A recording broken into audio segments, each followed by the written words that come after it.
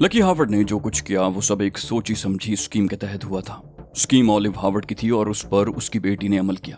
Sylvia की बात पर मैंने कहा, अगरचे तुम्हारी बातें बड़ी नाकाबिले यकीन हैं, मगर मैं महज इसलिए इन पर यकीन कर रहा हूँ कि इसके अलावा कोई और बात समझ में नहीं आती। वो बोली, मुझे पीटर के उस मकान का भी इल्म है जहाँ उसने तुम्हें पनाह फराहम की है, मगर वहाँ मैं इसलिए नहीं आई कि लकी मुझे पहचानती है, और अगर मैं वहाँ आती तो बात अंकल राबील तक भी पहुँच सकती थी। मैंने सिल्विया को गौर से देखते हुए कहा, तुम्हें ये खतरा मोल लेने की क्या जरूरत थी? वो बोली, मैंने तो कोई खतरा मोल नहीं लिया, बता तो रही हूँ कि महज एहतियात के पेश नजर मैं वहाँ नहीं आई। मैंने कहा, तुम्हें इतनी बहुत सी बातें मालूम हैं और इस बात से बेखबर हो कि पीटर की भी निगरानी की जा रही है। सिल्विया ने घबरा कर कहा, नहीं, मुझे नहीं मालूम था, अब क्या होगा? क्या मैं उन लोगों की नजरों में आ गई हूँ? मैंने झुंझला कर कहा, तुम्हें आखिर इस चक्कर में पड़ने की जरूरत क्या थी? उसने आहिस्तगी से कहा, मैंने सोचा था एक खतरा है, तुम्हें उससे आगाह कर दूं, कहीं तुम्हें कोई गजंद न पहुंच जाए। मैंने कहा, और अब तुम खुद खतरे में पड़ गई हो, अगर तुमसे इस बारे में पूछगिछ हुई तो क्या जवाब दोगी? वो बोली, ये मालूम होने के बाद तो मुझ में वापस जाने की हिम्मत ही नहीं रही, मैं किसी भी किस्म की पूछगिछ का सामना नहीं कर सकूंगी। मैंने उसे गौर से देखते हुए पूछा, वापस नहीं जाओगी तो क्या करोगी? तुम्हारा कोई और ठिकाना भी है? सिल्विया ने एक सर्द आह भरकर कहा, नहीं, मेरा कोई ठिकाना नहीं है, बताओ मुझे क्या करना चाहिए? मैंने कहा, मुझे सोचने दो, और मैं वाकई सोच में पड़ गया। सिल्विया ने अजीब किस्म की हिमाकत की थी। शायद वो ये समझ रही थी कि मैं लकी हावर्ड की असलियत से नावाकिफ हूँ, लेकिन इसके बावजूद मैं उसकी जज्बातियत को कोई मानी नहीं पहना पा रहा था। उसका इस हद तक आगे बढ़ जाना मेरी समझ से बालातर था। बात जो भी रही हो, ये उस पर गौर करने का वक्त नहीं था। पहला मसला तो उसे तहफ़्फ़ुज़ फराहम करने का था। सोचते सोचते मैं एक नतीजे पर पहुंच गया और मैंने उसे कहा, तुम यहीं ठहरो, मैं अभी आता हूँ। उसके पास से उठकर मैं पीटर के ऑफिस में आया, जहां उसका मुलाजिम उसके मेकअप में मौजूद था। मैंने कहा, किसी नजदीकी होटल में एक डबल बेड कमरा बुक करवाओ, Mr and Mrs Alan Graham के नाम से, और मुझे मेरी टेबल पर मुत्तला करो। उसने मुअद्दबाना अंदाज में कहा, ठीक है जनाब, ये काम फौरन हो जाएगा। मैं सिल्विया की मेज पर वापस आ गया। अभी तक रक्स का प्रोग्राम शुरू नहीं हुआ था, ताहम हॉल पहले से ज्यादा आबाद नजर आने लगा था। मैंने बैठते हुए कहा, अब तुम्हारी वजह से मुझे भी अपना ठिकाना तब्दील करना पड़ेगा। वो बोली, तुम क्या करने गए थे? मैंने कहा, किसी होटल में कमरा बुक करवाने का कह दिया है, तुम वापस नहीं जा सकती। वो बोली, होटल तो बहुत गैर महफूज होगा और फिर अकेले में तो मुझ पर वहशत तारी हो जाएगी। मैंने कहा, भरे पूरे होटल में कोई वारदात करना आसान नहीं होता, इसलिए होटल की रिहाइश ज्यादा महफूज रहेगी, और फिर तुम अकेली तो नहीं होगी, मैं भी तुम्हारे साथ हूँगा। सिल्विया ने आहिस्ता से कहा, शुक्रिया, मेरी खातिर तुम्हें जहमत उठाना पड़ी। मैंने कहा, तुमसे मिलने के बाद मैं उन लोगों की निगाहों में आ गया हूँ जो पीटर की निगरानी कर रहे हैं। वापसी में वो मेरा ताक़ुब करेंगे और उन्हें इल्म हो जाएगा कि मैं कहाँ ठहरा हुआ हूँ। यही नहीं बल्कि मेरे साथी भी उनकी निगाहों में आ जाएंगे। इस उलझन से बचने का आसान रास्ता यही था कि फिलहाल मैं तुम्हारे साथ ही किसी होटल का रुख करूँ। वो बोली, मैं तो समझ रही थी कि मैं तुम्हारी मदद करूंगी, लेकिन यहाँ तो मामला ही उलट गया, उल्टा तुम मेरी वजह से जहमत में पड़ गए। मैंने कहा, इस किस्म की जहमतों से तो जिंदगी इबारत है, तुम इस बारे में सोचकर खुद को हल्कान मत करो। वो बोली, तुम्हारे बारे में मैंने जो अंदाजा लगाया था वो दुरुस्त साबित हुआ, तुम वाकई एक आला ज़र्फ आदमी हो। मैंने कहा, इसमें आला ज़र्फी की कोई बात नहीं है, तुमने भी तो मेरी खातिर खुद को खतरे में डाल दिया है। बोली, मुझे अगर मालूम होता कि जो कुछ मैं करने जा रही हूँ उसमें कितने खतरात हैं तो शायद मैं इसकी हिम्मत ही न कर पाती। उसी वक्त बैरा आया और उसने एक कार्ड मेरी तरफ बढ़ा दिया। मैंने उससे कार्ड लेकर पढ़ा। उस पर होटल का नाम और कमरा नंबर दर्ज था। मैंने सिल्विया से कहा, ड्रीमलैंड का कमरा नंबर 672 बुक हो गया है, क्या ख्याल है, चलें? वो बोली, फौरन चलो, यहाँ तो मुझे वहशत हो रही है, यूं लग रहा है जैसे हर आंख मुझे घूर रही हो।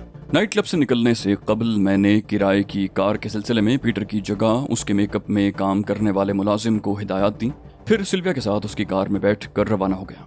ड्रीमलैंड ज्यादा दूर नहीं था। मैंने रास्ते भर अकब नुमा पर नजर रखी, मगर मुझे ऐसा कोई सुराग नहीं मिला जिसकी बिना पर मैं ये कह सकता था कि हमारा ताक़ुब किया गया है। होटल के काउंटर पर जरूरी कार्रवाई के बाद मैंने कमरे की चाबी हासिल की और हम कमरा नंबर 672 में पहुंच गए।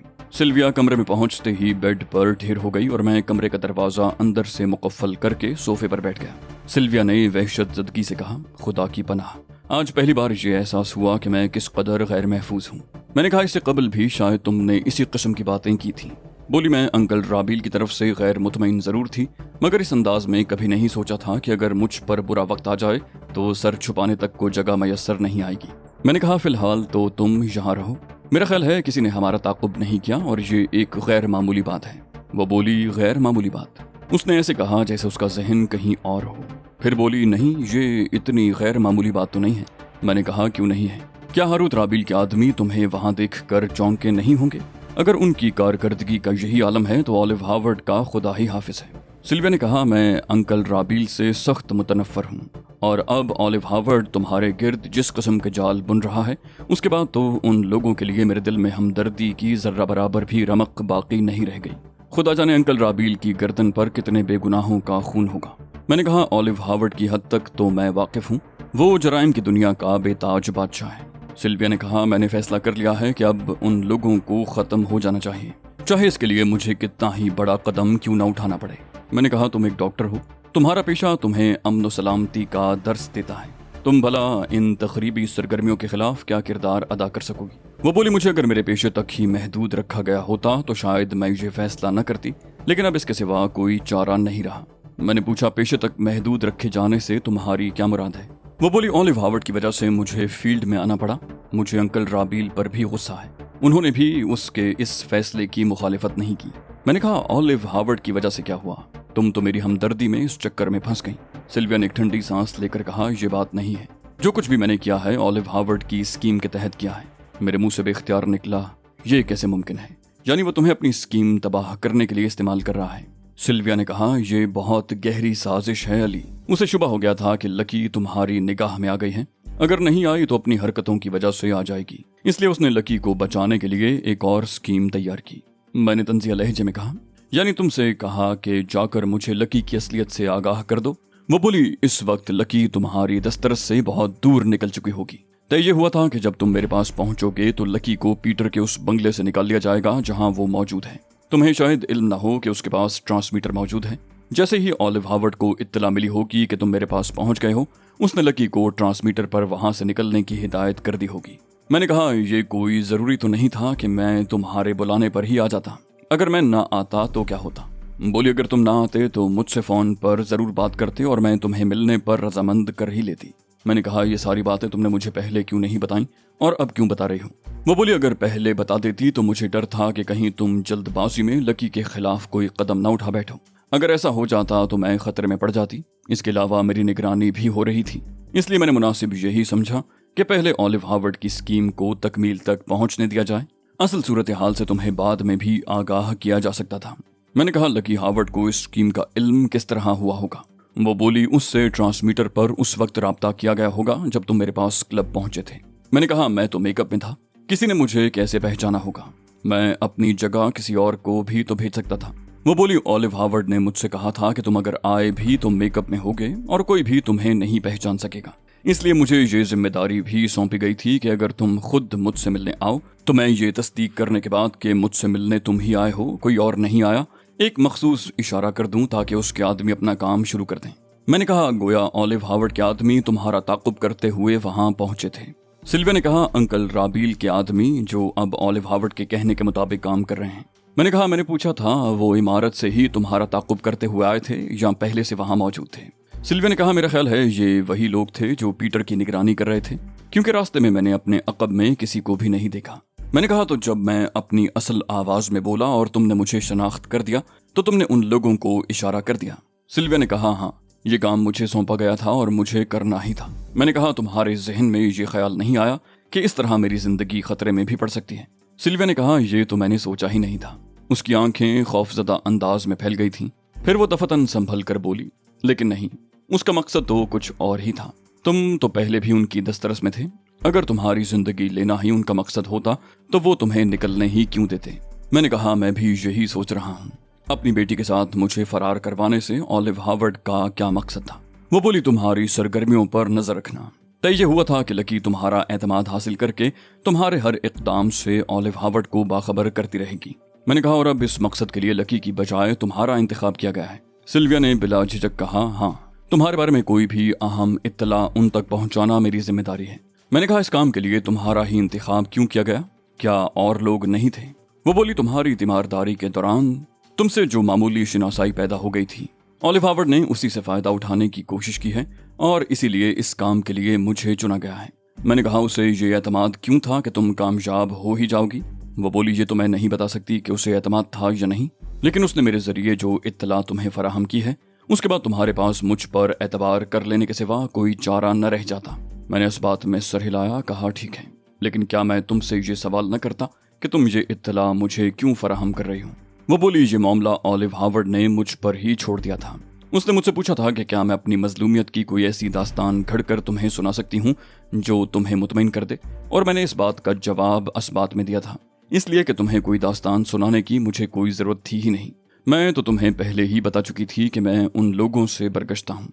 अब कुदरत ने खुद ही मुझे उनके चुंगल से निकलने और तुमसे मिलने का एक मौका फराहम कर दिया था, तो मैं उसे कैसे ज़ाया करती? मैंने कहा, तुम ऑलिव हार्वर्ड को मालूमात किस तरह फराहम करोगी? वो बोली, उसने मुझे एक ट्रांसमीटर दिया है, मुझे एक मखसूस फ्रीक्वेंसी पर पैगामात भेजने होंगे। उस फ्रीक्वेंसी का राब्ता एक कंप्यूटर से है। अगर दूसरी तरफ पैगाम वसूल करने के लिए कोई मौजूद ना हुआ तो पैगाम खुदकार तरीके से रिकॉर्ड हो जाएगा। मैंने कहा, अब ये बताओ कि तुम उन लोगों के खिलाफ मेरी मदद किस किस तरह कर सकोगी? वो बोली, मुझे नहीं मालूम कि मैं तुम्हारी क्या मदद कर सकती हूँ। ये बात तो तुम मुझे बताओगे कि मुझे क्या करना है। मैंने एक तवील सांस लेकर कहा, ठीक है, मैं तुम्हें बताऊंगा। जरा मुझे वो ट्रांसमीटर तो दिखाओ जो ऑलिव हार्वर्ड ने तुम्हें दिया है। सिल्विया ने पर्स खोलकर सिगरेट का पैकेट निकाला। उसने पैकेट मेरी तरफ बढ़ाते हुए कहा, सिगरेट पियोगे? मैंने कहा, शुक्रिया, मैं सिगरेट नहीं पीता। सिल्विया ने एक सिगरेट अपने गुदाज होंठों में दबा ली। फिर उसने पर्स में से हाथी दांत का बना हुआ एक नफीस इलेक्ट्रॉनिक गैस लाइटर निकाला और सिगरेट सुलगाने लगी। उसके अंदाज से यूं लग रहा था जैसे उसने मेरी बात ही ना सुनी हो। मैंने कहा, मैंने तुमसे कहा था कि मुझे ट्रांसमीटर दिखाओ, और तुमने सिगरेट नोशी शुरू कर दी। सिल्विया एक अदा से मुस्कुराई, बोली, दिखा तो दिया है, और कैसे दिखाऊं? मैंने चौंक कर कहा, क्या ये लाइटर? उसने मुस्कुराकर सर को असबाती जुम्बिश दी। मैंने सिल्विया से लाइटर ले लिया। उस लाइटर में इसके सिवा कोई खास बात नहीं थी कि वो मामूल से जरा ज्यादा बड़ा था, और ये कोई गैर मामूली बात इसलिए नहीं मालूम होती थी कि वो हाथी दांत का बना हुआ एक फैंसी लाइटर था जो मुनक्कश भी था, और इस किस्म की अशिया मामूल से कुछ बड़ी ही होती हैं। ऑलिव हार्वर्ड ने मुझसे कहा था कि मैं उसे तुम्हारे सामने आजादाना तौर पर बतौर लाइटर इस्तेमाल कर सकती हूँ। तुम कभी सुराग नहीं लगा सकोगे कि ये ट्रांसमीटर भी हो सकता है। मैंने लाइटर उसे वापस करते हुए कहा, मेरा ख्याल है उसने ठीक ही कहा था। ऐसी चीजों से मेरा वास्ता जरा कम ही पड़ा है, इसलिए इनके बारे में मेरी मालूमात न होने के बराबर हैं। सिल्विया ने सोफे पर मेरे बराबर बैठते हुए कहा, मैं तुम्हें इसके इस्तेमाल का तरीका समझाती हूँ। मैंने कहा, इसके इस्तेमाल का तरीका सीखने से मुझे कोई दिलचस्पी नहीं है, लेकिन मैं ये जरूर मालूम करना चाहता हूँ कि क्या इस पर की जाने वाली गुफ्तगू कहीं और नहीं सुनी जा सकती। वो बोली, ऑलिव हार्वर्ड कह रहा था कि ये इंतहाई मखसूस किस्म का ट्रांसमीटर है। किसी दूसरे ट्रांसमीटर पर इसके पैगामात सुने जाने के इम्कानात बहुत कम हैं।